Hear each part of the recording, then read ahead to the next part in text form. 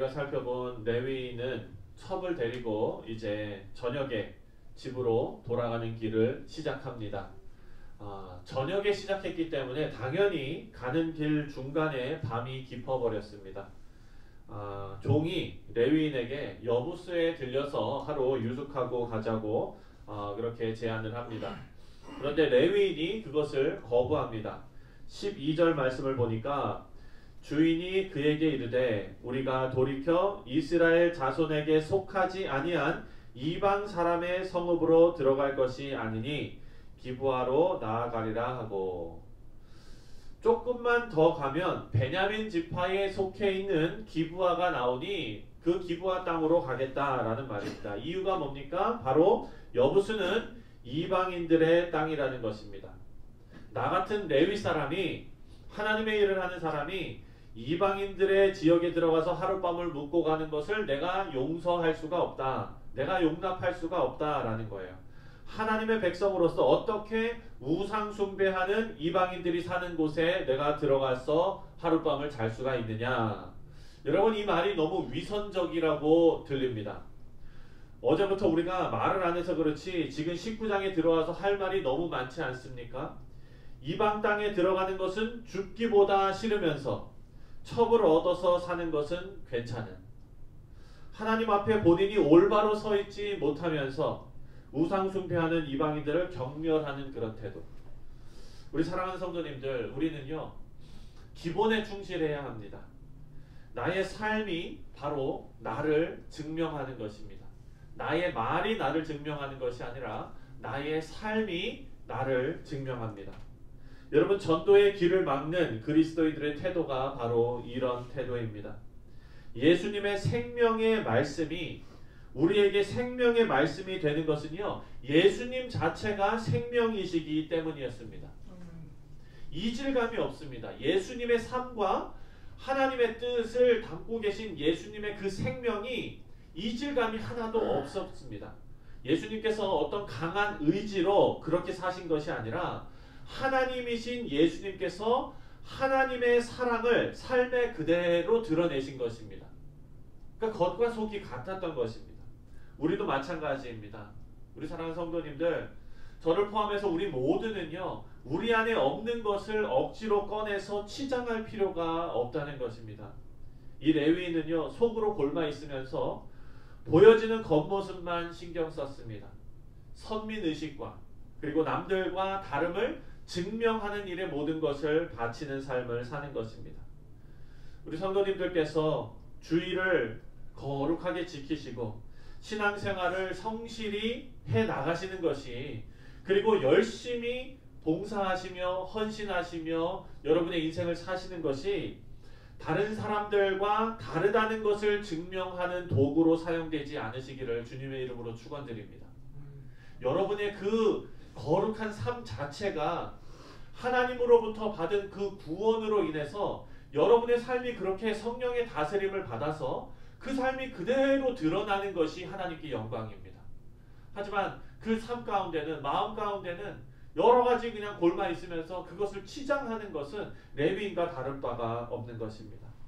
우리 바라고 소원하기는 우리 여러분의 헌신이 남들과 다름을 증명하는 일에 쓰이지 않고, 만약 우리가 조금이라도 그런 마음이 든다면 하나님 앞에 엎드려서 전도의 길을 막는 위선적인 모습을 없애고 하나님의 뜻과 사랑으로 가득 차서 우리가 정말 툭 쳐도 하나님의 사랑이 나오는 그런 하나님의 뜻대로 사시는 예수님을 닮아가시기를 주님의 이름으로 축원드립니다. 14절하고 15절을 우리 함께 읽겠습니다. 14절과 15절 말씀입니다. 시작. 모두 앞으로 나아가더니 베냐민에 속한 기브아에 가까이 이르러 해가 진지라. 기브아에 가서 유숙하려고 그리로 돌아 들어가서 성읍 넓은 거리에 앉아 있으나 그를 집으로 영접하여 유숙하게 하는 자가 없었더라. 아멘. 이제 레위인 일행은요, 베냐민 지파에 속해 있는 기브아 땅으로 들어왔습니다. 이방 땅 여부스가 아니라 같은 동족의 땅, 베냐민의 땅 기브스로 들어왔다고 특정해서 오늘 말씀이 이렇게 지금 기록하고 있습니다. 14절에 특정해서 나타나고 있는 거예요. 뭐 어느 땅에 들어갔다, 이게 이름을 거기에 딱 붙여가지고 말하고 있습니다.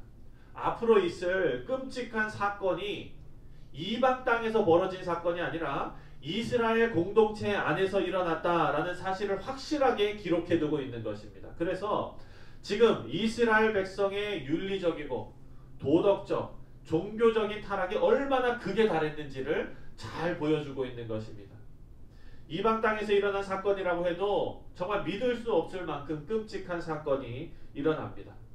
같은 동족이 사는 땅에서 일어난 이런 사건, 정말 총체적으로 타락해 있는 이스라엘 모습을 보여주고 있는 것입니다. 15절에 보면은요, 레위인 일행이 성읍에 앉아 있었다, 성읍 거리에 앉아 있었다라고 기록을 합니다. 여러분, 이거는 관습법입니다.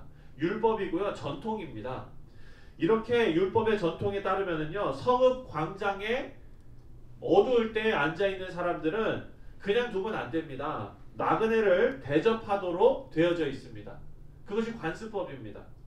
아마도 여부스에서 묵지 않고 이 같은 동족들이 사는 기브스까지 온 것도 아마 이유가 있을 것입니다. 왜냐하면 이렇게 대접을 받을 것을 알기 때문에. 그렇죠? 그렇습니다. 율법을 잘 아는 이스라엘 민족이 자기를 잘 대접할 줄 것으로 기대한 것입니다. 하지만 어떻습니까? 오늘 본문 보니까 이 일행을 대접하는 사람이 아무도 없었다 그래요. 이 기브아 땅에, 베냐민 지파에 속해 있는 같은 동족이 사는 이 땅에 이 사람들이 지금 어두워져 가지고 유숙할 곳을 찾으려고 거리에 앉아 있는데 아무도 관심을 갖지 않는 것입니다. 하나님의 율법을 기억하지도 않고 지키지도 않는 사람들인 겁니다. 그런데 여기에 한 노인이 찾아옵니다. 16절 말씀입니다. 다 같이 읽겠습니다. 16절 시작. 저녁 때에 한 노인이 밭에서 일하다가 돌아오니 그 사람은 본래 에브라임 산지 사람으로서 기브아에 거주하는 자요, 그곳 사람들은 베냐민 자손이더라. 여기 보니까요, 이 노인이 기브아에 거류하는 자다라고 설명하고 있습니다.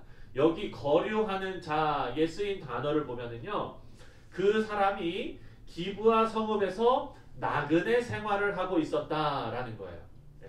나그네 생활을 하고 있었다. 여러분, 나그네 생활을 하면은 그 사람이 풍족하겠습니까? 어떻겠습니까? 그렇지 않겠죠?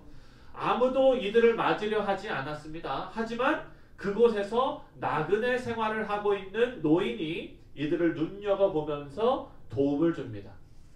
여러분, 이 말씀을 보면서요, 우리 성도님들, 율법이 나그네를 맞아서 대접하라 라고 가르치는 것은 하나님의 사랑을 이웃에게 실천해 보이라 라는 의미가 담겨 있는 것입니다. 눈에 보이는 것만 신경 쓰는 이 레위인도 타락을 했고, 아무도 율법이 가르치는 것에 신경을 쓰지 않는 이 기브아 사람들도 타락했습니다. 하지만 그렇게 총체적으로 타락해져 있는 이 시대에도 애쓰는 자가 있었다는 거예요. 애쓰는 자가. 그 안에서도 자신도 나그네 생활을 하면서도 하나님의 말씀을 따라서 이 나그네를 대접한 노인이 있었다는 것입니다. 사랑하는 성도님들, 우리의 사명은요, 이 시대에 남겨진 자의 역할을 하는 것입니다. 그 역할을 하도록 성령께서 저와 여러분에게 힘주실 줄 믿습니다. 여러분, 우리는요, 그것을 잘 해낼 수 있는 그런 결과를 위해서 달려나가는 것이 아니라 우리는 하나님의 능력을, 하나님의 은혜를, 하나님의 간섭을 매 순간 기대하며 그리고 그것을 붙잡으면서 애쓰는 삶을 사는 겁니다. 이 노인처럼. 이 노인이 가진 것 많고 어떤 이 기브아 땅을 다 변화시킬 수 있는 힘을 가지고 있고 이런 것이 아니었어요.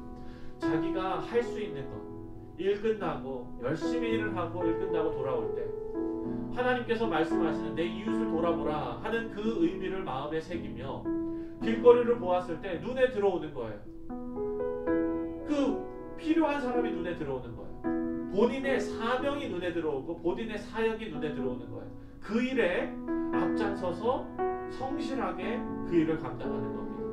우리 사랑하는 성도님들, 삶이 아무도 관심을 갖지 않는 그런 세상의 방식을 쫓아가는 것이 아니라 하나님의 말씀을 잊지 않고 그것을 지키면서 우리 하루하루의 삶을 하나님의 말씀대로 살아가려고 애쓰시는, 그래서 그것이 여러분이 어떤 큰 업적을 이루는 것이 아니라 매 순간 하루가 그렇게 애쓰는 과정 가운데 하나님께 쓰임 받으시는 그런 남겨진 자, 하나님께서 찾으시는 귀한 주의 백성들 다 되시기를 다시 한번 주님의 이름으로 축원드립니다.